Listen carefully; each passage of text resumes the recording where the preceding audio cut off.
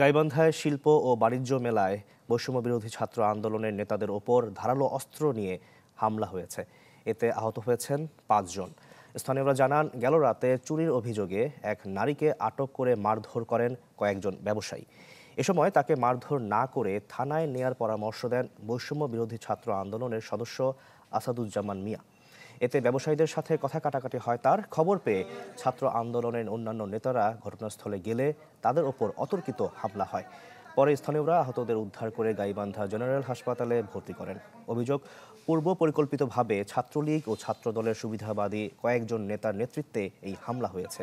এদিকে দোষীদের শাস্তি ও সদর থানার ওসির প্রত্যাহার দাবিতে থানায় অবস্থান নেয় বৈষম্য বিরোধী ছাত্র আন্দোলনের নেতাকর্মীরা। যে অনাকাঙ্ক্ষিত যে ঘটনাটা ঘটেছে এটা পূর্ব পরিকল্পিত।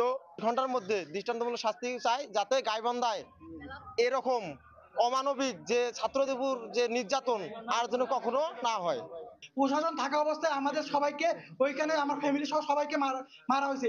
দ্বিতীয়ত প্রশাসনকে আমরা যখন সাহায্যের জন্য ডাকছি, তারপরে প্রশাসন শুনে না শোনার ভান করে অন্যদিকে চলে গেছে। শাইনি চুলে এখন হবে সব হেয়ার স্টাইল। সিল্কোর দ্বিগুণ শাইনি চুল প্রতিদিন।